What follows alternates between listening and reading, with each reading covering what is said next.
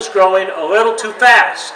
We need to slow it down. We'll go to every department secretary and agency and say, you need to reduce the size of government so that you are delivering the same services you did last year with 97 or 98% of the dollars you had last year. Departments and agencies can do it. We can pull together and we can reduce the size of government. But we can't do it if we are absolutely wedded to the priorities of this administration. And what I hear from the Lieutenant Governor is that change is just not in the cards. If that's okay with you, he's your guy. If I'm the governor of South Dakota, things are going to change. And I'm giving you a pretty good idea of just how that's going to happen. Mr. Buehler, you have 2 minutes to issue a rebuttal. Again, I want to emphasize, where have the increases in state government been? If you use the word state government, you're including FTE count on all the places that receive state government money. 65% are teachers, researchers, and students at the university system.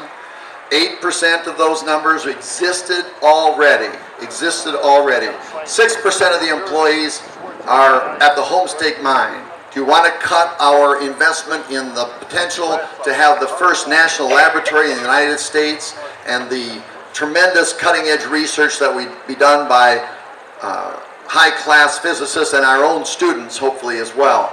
I'm not interested in cutting for the sake of cutting in areas where we're making good investments. Investments in our higher education institutions that are paid for, again, not with your tax dollars. 74% of them paid for not with state tax dollars, but by grants, by tuition, by federal competitive grants that we're winning, by private investment. Those are things that we want to encourage. We want more students in our state universities, and that's what's happening.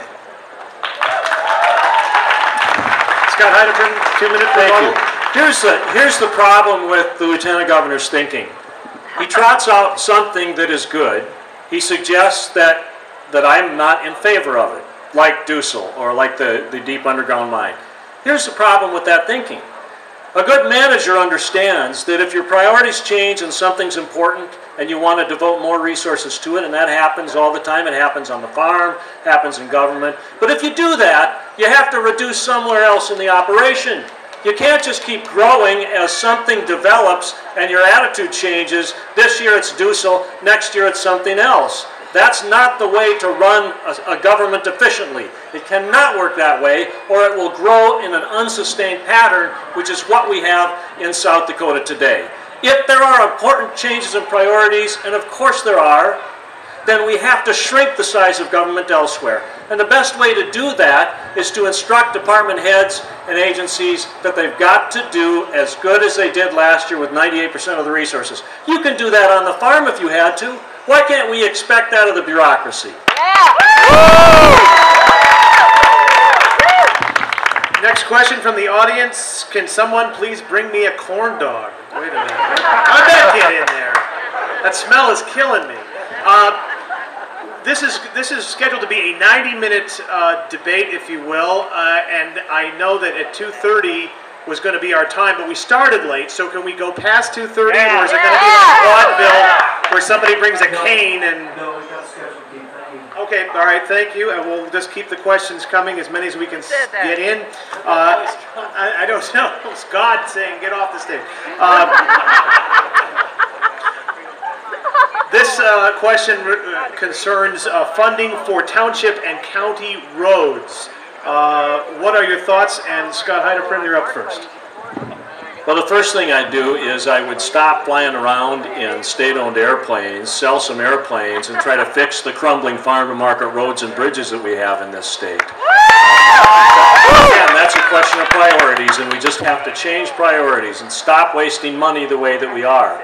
Second, the Obama administration sent $183 million of federal money to the state of South Dakota. I think we've burned through more than half of that now. We have some left over, and we still have some left in the Highway Trust Fund, $30-some million. So while the need to replenish those resources is very, very important, I think we're okay for a year. I'm not in favor of an increase in the gas tax. I have to tell you why. The proposal that came out of the legislature a year before last was to increase the state's gas tax by 10 cents.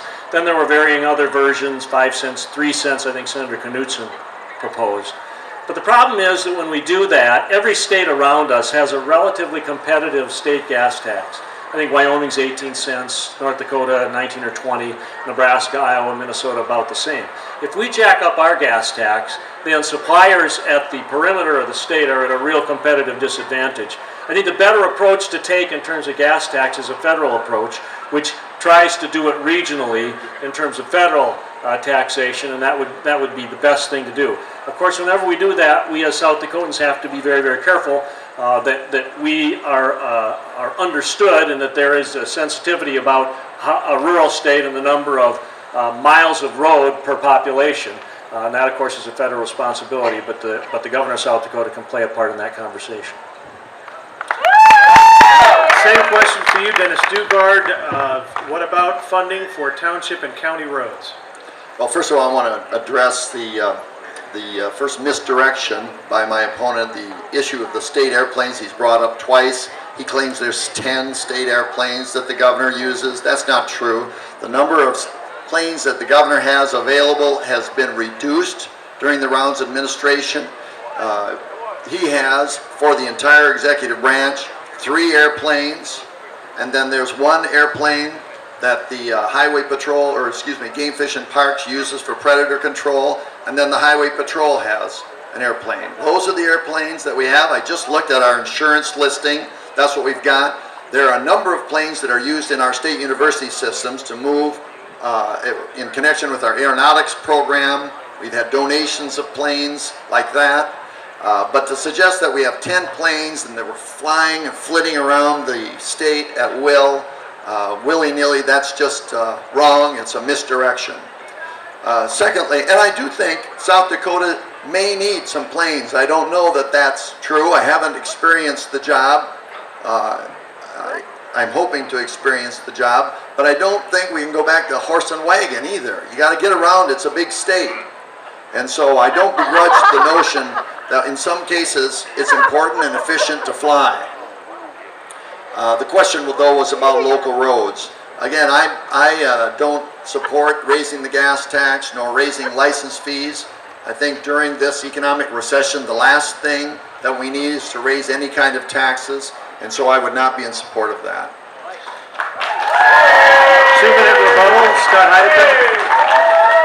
I need to remind the Lieutenant Governor that there is a phase of transportation between horse and buggy and airplanes. That's called driving, which is what most of us did to get to the state fair, which is what the governor of South Dakota could easily do, instead of flying at 30,000 feet looking down on crumbling roads and bridges throughout South Dakota.